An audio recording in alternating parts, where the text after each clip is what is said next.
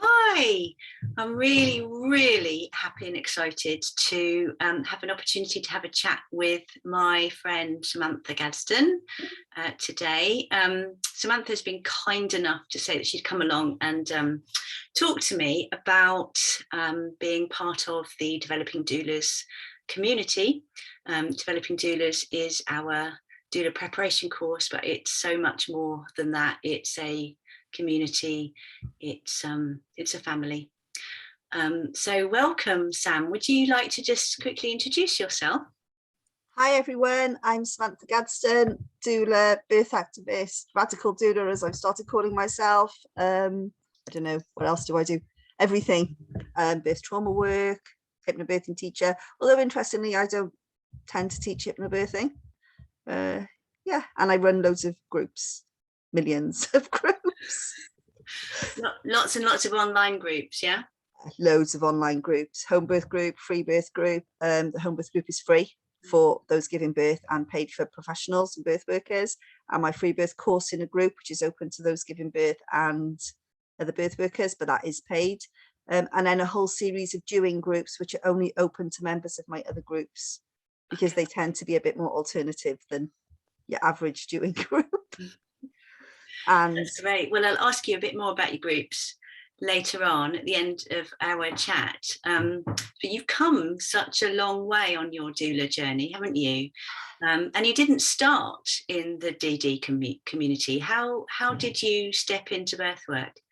Okay, well, I think that my first experience of being a doula was about 20 years ago, probably more now, before I ever knew what a doula was. And I was visiting one of my friends in hospital, and she was clearly in active labour, but the hospital staff didn't want to take any notice. She was born over New Year, my goddaughter, and I was visiting. And I happened to be there, and she was timing things, and she was saying, oh, you know, they're every 2 minutes. And the staff was, because she was only 24, 25 weeks pregnant, and the staff were kind of, oh, it's water infection. And I don't think the shift changes and stuff over the New Year helped particularly. And then they decided they better examine her after she'd been in about 3 days, and her waters were bulging, and she was 10 centimeters dilated with a 20, but the baby was absolutely not, obviously not initially, but she's fine. She's a full grown, healthy grown woman now. And I was there, and they had to separate my friend. She's quite comfortable. She's okay with me talking about this. And their dad had to go with the baby to another hospital, so I stayed overnight with my friend. And I realized now that that was the first experience of doulaing, and actually everybody else was buying things for the baby, and I brought my friend a button down mighty and, you know, some nice snacks and a bottle, which I now realize is still how I work as a doula, very much about the person giving birth. And I didn't know that that was doulaing, but it was. And then I had quite a traumatic birth myself with my eldest. And then when I got pregnant again 13 years later, I decided that that was never going to happen to me again, ever. And I was going to have a cesarean. And then I met a doula online, who to this day, I don't know who it was. Lula Mama, if you're ever out there, you changed the entire life of my whole life changed after meeting you on Mumsnet. And she changed the course of my birth just by doing a couple of posts in an internet forum, Mumsnet. We all know Mumsnet. And I went on to have a really beautiful midwife-led birth in our local midwife-led unit. And then from there, I had my other two at home. And then my friend Jessica Starr said to me, you'd be a really good doula. And I was like, I'm not being a doula. They're like hippies. I'm not being a doula. And she's like, you'd be a really good doula. And I said, nah. She's like, just come on this course. It was a Rebozo course with Stasia Smiles Hill. And I went for the day. It was cheap. It was like £30 or something. And I thought, it's a day out. I'll just go for a day out. And it just blew me. I came away and I booked my first doula training course then with conscious birthing, which I loved. I absolutely loved it. Yeah. And then after a couple of years of doulaing, I'd become quite friends with quite a lot of the developing doulas as well. I felt like I was getting a bit jaded, I think is probably the right word. And I quite fancied the idea of revisiting my initial doula training. Mm-hmm. And by now, because I'd become friends with Maddie's my friend here, and lots of the other DDs, I thought, well, I'll go and do it with DD because they're really lovely. And then I'll be in 2 doula communities, and that'll be really, really lovely. And I wanted to go right back to the beginning. And what I found actually with doing the Developing Doulas course was really interesting, because I suffer massively from imposter syndrome. Loads of the doulas I know suffer massively from imposter syndrome. And when I went through and redid my training, it really confirmed for me that actually I did know what I was talking about. It reinforced what I already knew for me. And I really liked being with all the new fresh doulas as well, all the like up and coming. So yeah, so I just fancied going back to the start. And as it happened, it coincided with the start of the pandemic. But I don't think we knew that when I decided to do it. And there's a really big online community, which I already liked. So I just wanted to be a part of that too. Yeah. So yeah, I loved it. I toss it along to my little Zoom meetings from my garden, mostly on my hot tub, I think, once. And yeah, it's a community of people supporting each other, you know, and we don't always agree, but it's as I try to run my own groups, respectful. If there's disagreement, it's respectful disagreement, which is fine. Yeah. Yeah, absolutely. It's so lovely to hear your story and how actually, you know, it's about collecting community, isn't it? And finding the people that are your people, the ones that are going to validate you and cheer you on. And I think just as importantly, from time to time say, are you sure about that? Do you feel that that's the right thing to do, or have you thought about it from this perspective?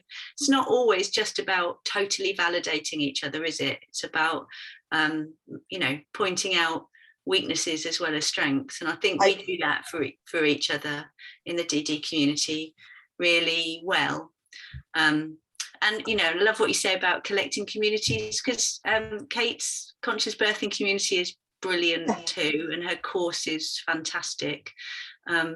And that, you know, that kind of not thinking about things from a kind of competitive standpoint is really sort of at the heart of the DD ethos, really. It's one of our 7 C's that, you know, no competition. We're not in competition with each other. The courses aren't in competition with each other.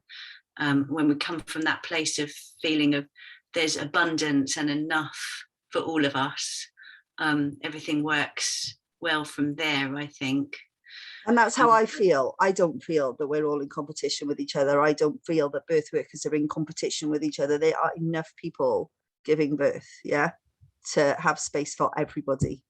There is space for everybody. That really fits with what I already believe and believed. Yeah, so, well, you know, as I always say, 700,000 births a year in the UK, and what, a couple of thousand doulas? You know, is there even that many? How many we're are not there? fighting over clients, are we? No, you know, and ultimately, the more you're willing to put, you know, I see a lot of attracting clients, whether we like it or whether we don't like it. A lot of it is about social media marketing now. You know, that is what it boils down to. We might not be comfortable with it. And I know there's lots of really established doulas who don't need to do that because they're already well established in their local communities. But I think for the new and upcoming doulas, we do have to be aware that we need to be socially media visible, unfortunately. Yeah, it is part and of. I know that that's what, you know, something that you'll be really good at, supporting new developing doulas as they're sort of setting out on their journey. And that sort of brings me to asking you about DD companionship. So companionship is the DD mentoring program, and you've just recently stepped up to be a DD companion. Why did you want to do that? I love companion mentoring, walking alongside new doulas and experienced doulas. Actually, it's one of my favorite parts of doularing is I just see it as doularing other doulas, and supporting other doulas to find their own paths. So that's why I stepped up to do it. It's something I already was doing, just not with a name, if that is the right way of putting it. And I liked the companions, because well, I don't know how much you've explained about this already, but I liked the fact that you can do those one-off hours within it, and that you can refer across to other people who were more specialists than you in particular areas, as well as the formal, this is my yeah, we have what's called primary companions and specialist companions. Yeah, your primary companion is your doula, to walk that path with you, hold your hand, support you doula you through that first handful of clients. And then we have specialist companions who will provide one-off consultations, mentoring, coaching, specialist support for particular subjects like infant feeding or baby loss, that kind of thing.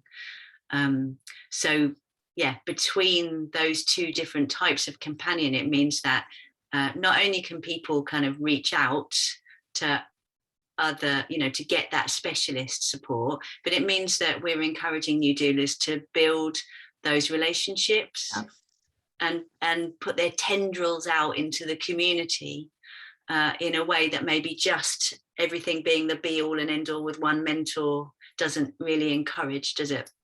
No, I think that community and connection are the most important things to new doulas, to be honest, and trying to find those people that you gel with. And, you're not going to gel with everybody, and that's fine. And actually coming to the point where you accept that that's fine is also fine. And another journey of its own, when you realize you can't please everybody. One of my finest mental moments is one of my mentees, I won't mention what course or whatever, has gone off and done a course that in a million years she knows I wouldn't recommend. And I was really pleased because it means she's finding her own path. Yeah. And I'm glad that she can go off and do that. Absolutely. I think that's so important, isn't it? Because there are many personality traits I have noticed over the years that are more common in the doula community, and I think one of those is people pleaser.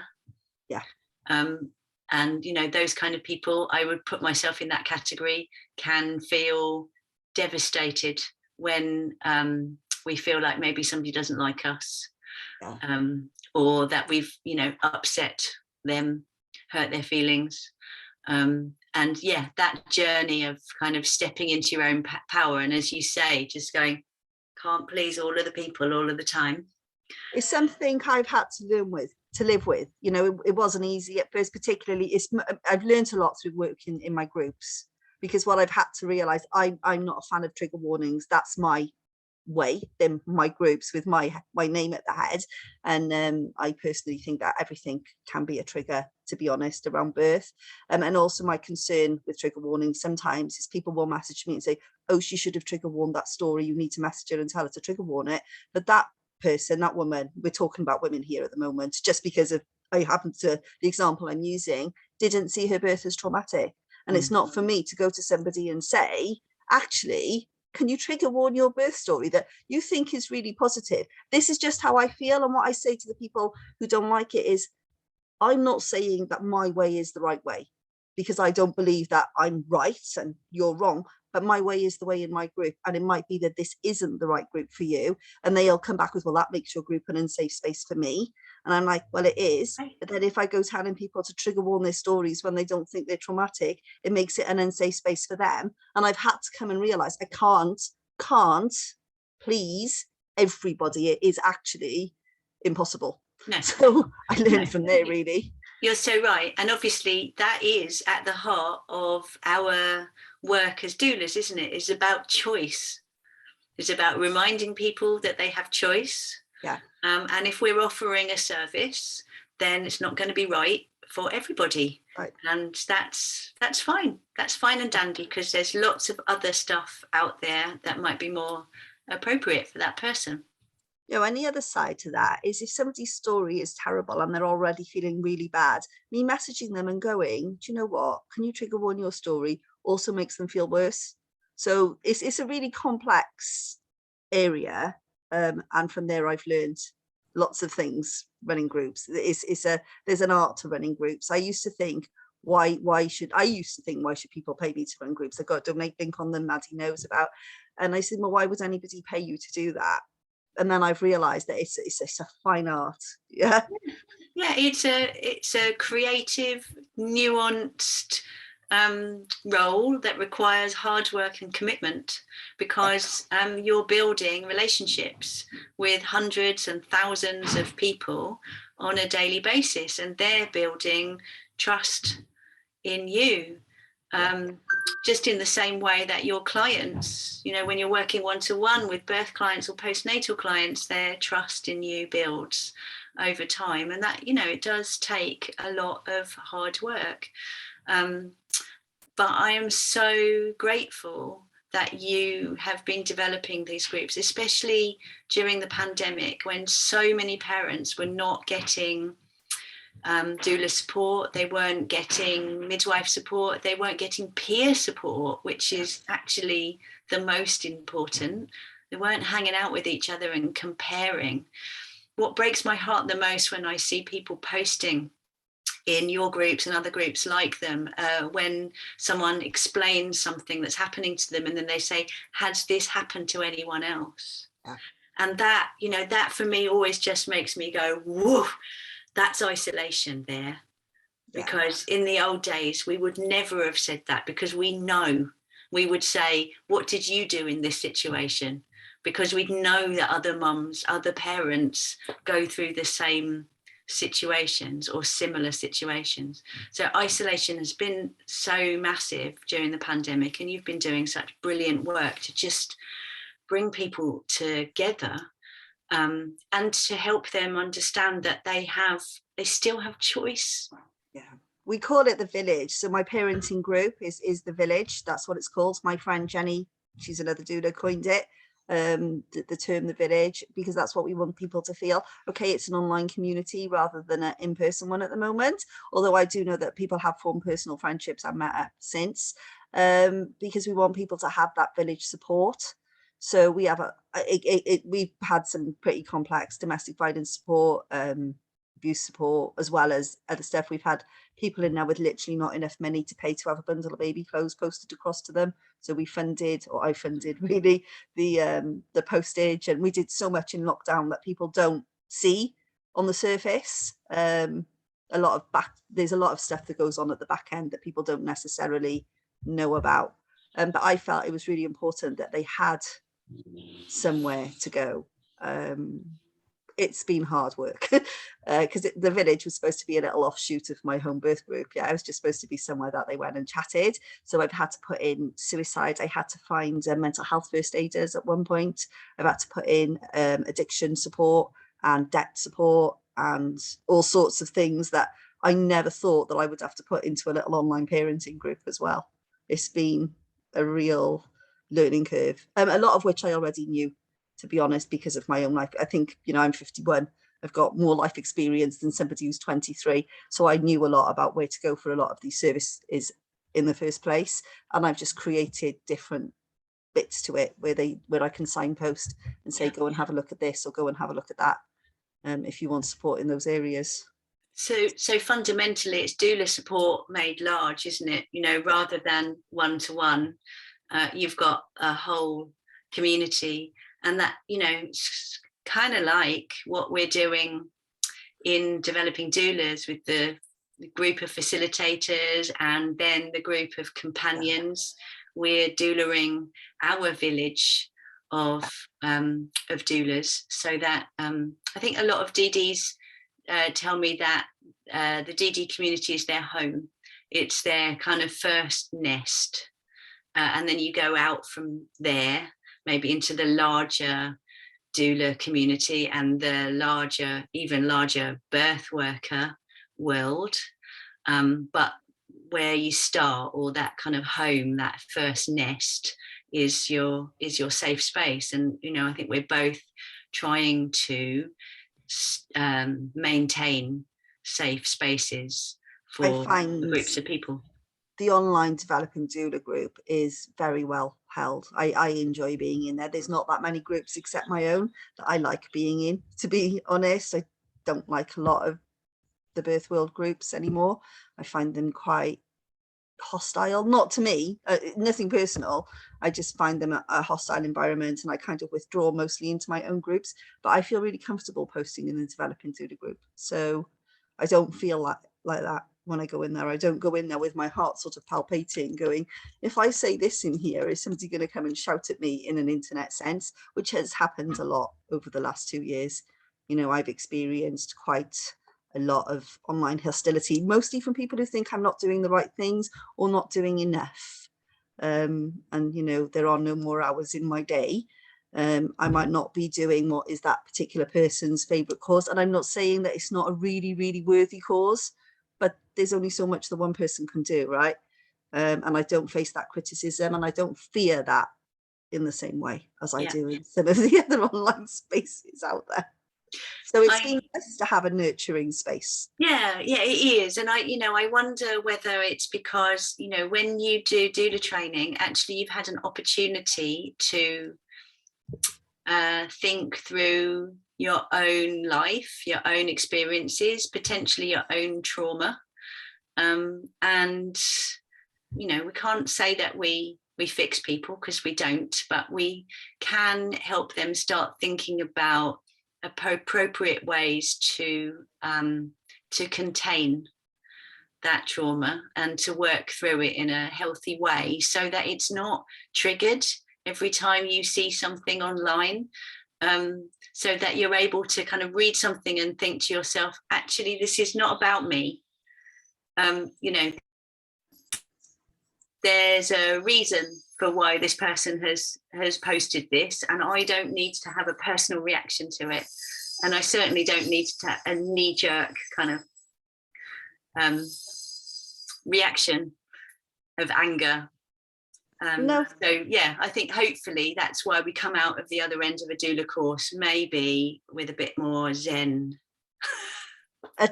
Dealing with the wounded healer, that's what I see a lot. I see a lot of wounded healer stuff going on in the birth world, to be honest. People who have been wounded themselves, then working with people who are being wounded, as particularly at the moment with the way that maternity services are. So it's like a constant, I don't know what the word I'm looking for is, vicious circle, I think is the word I'm looking for. When there's a lot of issues out there that need tackling, and they can feel overwhelming. So they absolutely can. And if we're coming into birth work with unresolved rage, which, let's be fair, most women have got some unresolved rage, then yeah, we're going to just spread that all over everybody else, aren't we, if we don't learn to work through it. That starfish analogy, isn't it? Maddie can tell you the starfish story, but I really focusing on what you can achieve, not what you can't. Sorry, you can edit this bit out, Maddie. Be quiet. Sorry, it's just coming. Well, editing is beyond my technical ability, and I keep. Oh well, everybody who's watching it, my husband's just wandered in from work. Yeah, and I've got a builder upstairs using a circular saw, so we've got it all going on today. This is the joys of home working, right? In basically working online, which has led to some really innovative ways of working. I'm a bit shocked now. I'm watching things back from, the first 3 months of lockdown last year, the weather was beautiful. Yeah, the amount of half naked videos of me that I recorded and put out on, and I'm like, oh my God, I did that. Oh my God, I did that. Oh my God, look, there's me again with like the top of me naked again, or you don't get to see any naked bits, but I can see that I'm there in my bikini top, and I'm thinking, God, that would have been really unprofessional before lockdown. And then nobody cared. No.